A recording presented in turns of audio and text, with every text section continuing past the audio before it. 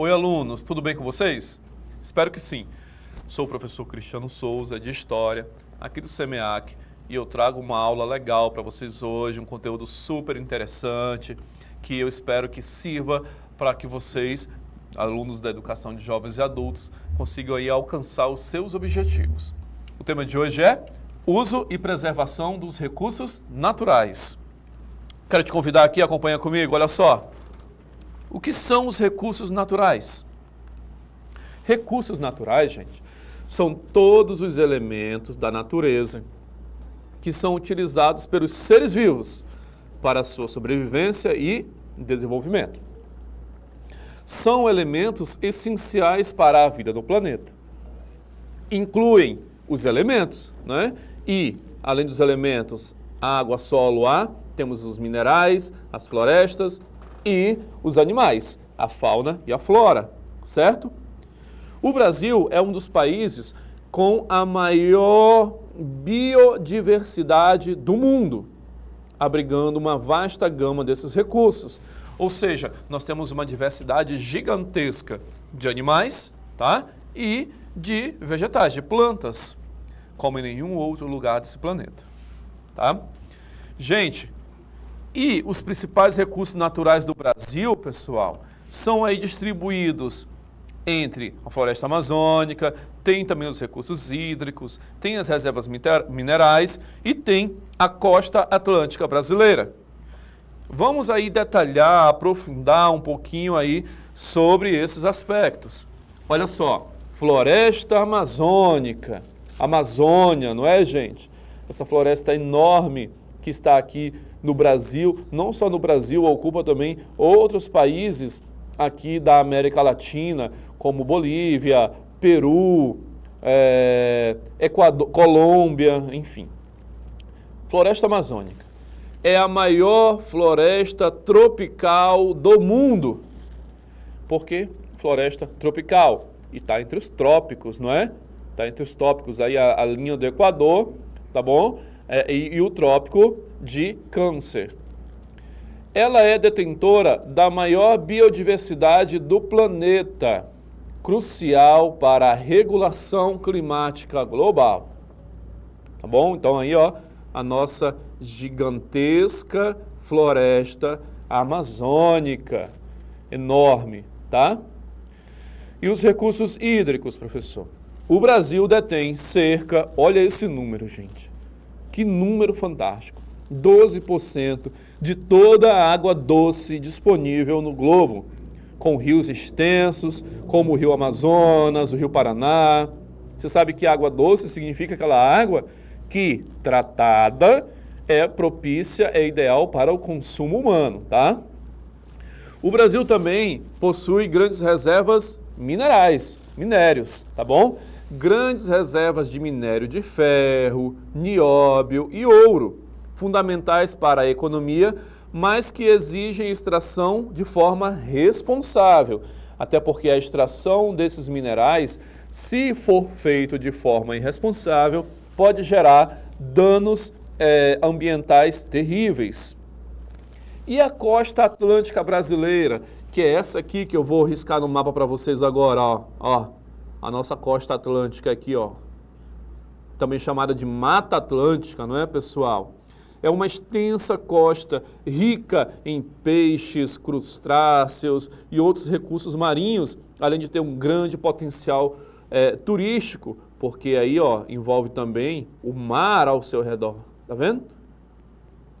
O mar, tá? E dentro desse mar tem aí uma extensa gama de peixes, crustáceos e outros recursos marinhos. E interessante, pessoal, é que nessas regiões aí são extraídos principalmente o petróleo também, né, pessoal? Que é um grande recurso que nós possuímos e que tem que ser explorado de forma sustentável, senão gera um dano ambiental grande, terrível.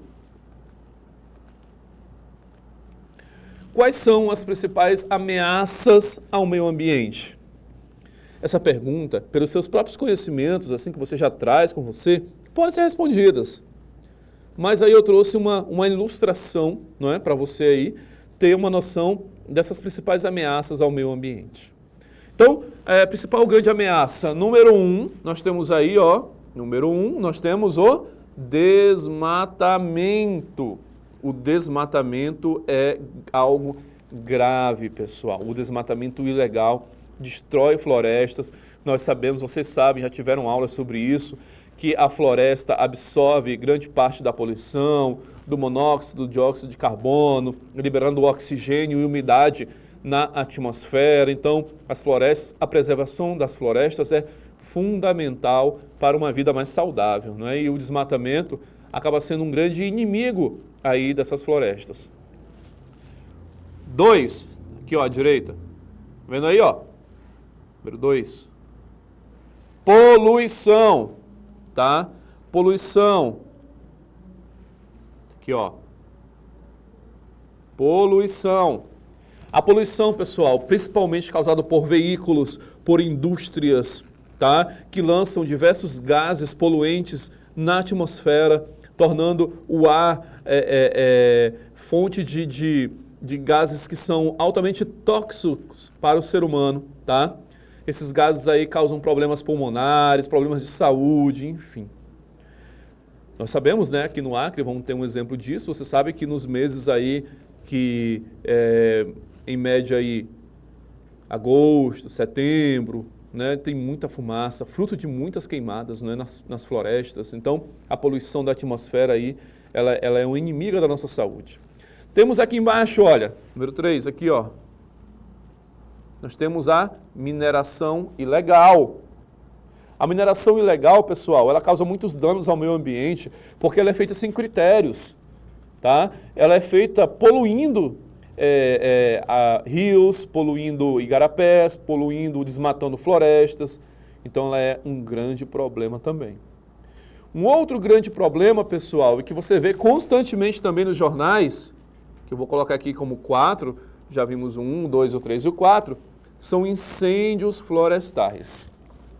Mas, professor, tem incêndios florestais que não são causados por seres humanos? Tem, tá? Quando a vegetação está muito seca e acaba tendo uma descarga elétrica da atmosfera, um raio, pode iniciar um incêndio florestal? Pode.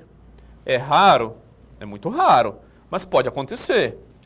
Só que o mais comum que a gente presencia, principalmente no Brasil, são os incêndios florestais criminosos, intencionais, tá? Em que uma pessoa vai lá e coloca fogo numa área de terra para fazer a limpeza daquela terra, para plantar, para depois virar pasto, etc. Tem aquelas pessoas que queimam, inclusive até para se divertir, só para ver o fogo, né, arder ali. Dessa perspectiva, pessoal, os incêndios florestais, eles são um grande problema, principalmente nas épocas do ano em que não chovem, tá? Épocas do ano mais secas. Quais são, então, as consequências do mau uso dos recursos que nós temos, tá? Nessa imagem que você visualiza aí na sua tela, olha só, você consegue ver que, de um lado, nós temos aí, não é, a água, a floresta, montanhas, tudo verdinho, tá? Um ambiente preservado. Do outro lado, como consequência desse mau uso, nós temos o quê?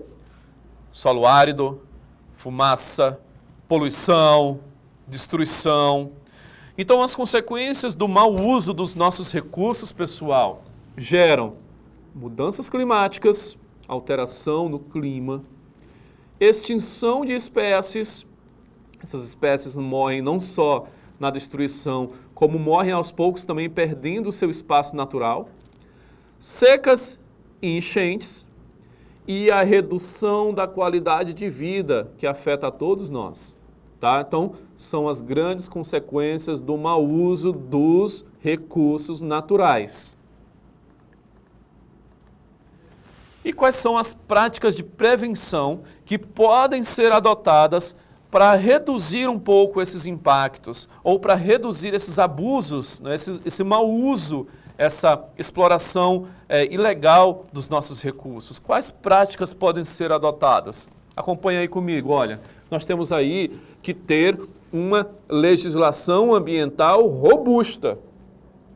E nós até temos, pessoal, leis, não é, que são fortes no combate aos crimes ambientais. Temos, por exemplo, nós temos o Código Florestal, nós temos órgãos como o IBAMA, tem também o ICMBio. Esses órgãos são fundamentais para regulamentar o uso e proteger os nossos recursos. Mas nós sabemos que a fiscalização ainda é um desafio. Por que a fiscalização é um desafio? O Brasil é um país de tamanho continental, não é, gente? E para que haja essa fiscalização eficiente, precisamos o quê? De pessoas. Quanto mais pessoas contratadas para executar essa fiscalização, melhor. Só que nós sabemos que o contingente que nós temos não é suficiente para atender a toda essa demanda aí, infelizmente. Tem também aqui, como outra prática, a criação de áreas protegidas, como parques nacionais, reservas biológicas e unidades de conservação, que possam vir a garantir a preservação de ecossistemas e espécies ameaçadas, restringindo atividades humanas.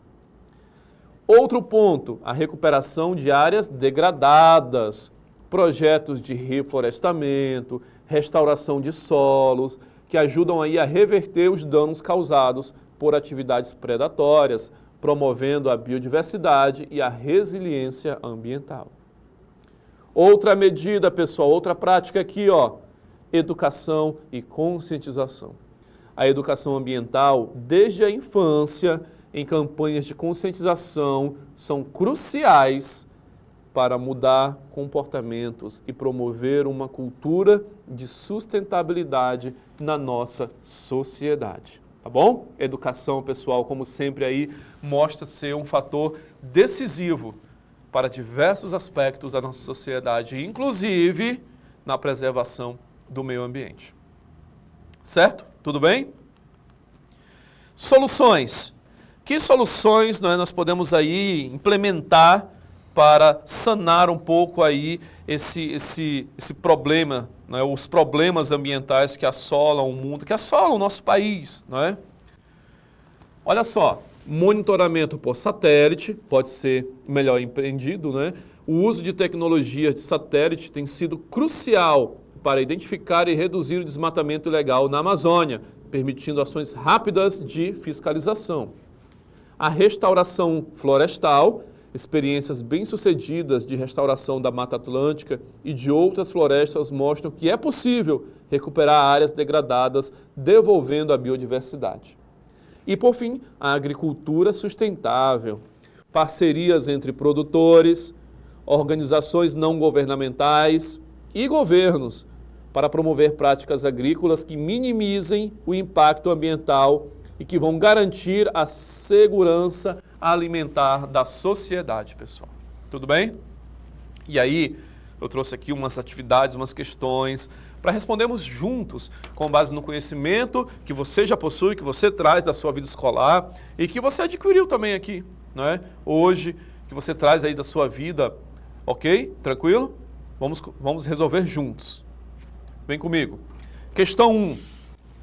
Acompanha aí. Nos últimos anos, o avanço das fronteiras agrícolas, principalmente na região centro-oeste do Brasil, tem causado impactos ambientais significativos. Um dos principais problemas é o uso intensivo do solo e da água, sem técnicas adequadas de conservação. Isso tem gerado consequências negativas para o equilíbrio ambiental. Com base no contexto acima, é correto afirmar que, alternativa A expansão agrícola contribuiu para o aumento da biodiversidade? B, a retirada da vegetação nativa tem reduzido a erosão do solo? C, a exploração sem planejamento tem provocado escassez de água e degradação dos solos? D, a atividade agrícola sempre respeita os limites da natureza? Qual é a alternativa que vocês acham que é a certa aí, gente? Fala para mim, fala. Aí acertou quem falou a letra C. A exploração sem planejamento tem provocado escassez de água e degradação dos solos. É a exploração de forma irresponsável, não é, gente? Questão 2. Joana, uma personagem aí, né, mora em uma comunidade ribeirinha na Amazônia. A família dela vive da pesca e do cultivo de mandioca e frutas. Recentemente, uma grande empresa se instalou na região para extrair madeira e abriu novas estradas. A comunidade teme que isso afete o meio ambiente e sua forma tradicional de vida. Nesse caso, o conceito de desenvolvimento sustentável seria importante para, letra A, explorar ao máximo os recursos naturais antes que se esgotem. B, impedir qualquer tipo de desenvolvimento na região. C, substituir as atividades tradicionais por grandes empreendimentos. D, equilibrar o crescimento econômico com a preservação do meio ambiente e respeito às populações locais. Qual é a alternativa correta, gente? Letra? O que vocês acham aí? Letra? Letra D, não é, gente? O desenvolvimento sustentável ele é importante para equilibrar o desenvolvimento econômico com a preservação do meio ambiente e respeito às populações locais. Muito bem. Por fim, questão 3. No Brasil existem áreas criadas por lei chamadas de unidades de conservação, como parques nacionais e reservas ambientais. Elas visam proteger a biodiversidade e os recursos naturais. Algumas dessas áreas permitem o uso sustentável dos recursos pelas comunidades locais, enquanto outras têm acesso restrito para preservar ecossistemas frágeis. Com base nessa informação, é correto afirmar que, letra A, essas áreas servem apenas para o turismo e lazer. B, todas as unidades de conservação proíbem qualquer presença humana. C, seu objetivo é equilibrar preservação ambiental e uso consciente dos recursos naturais.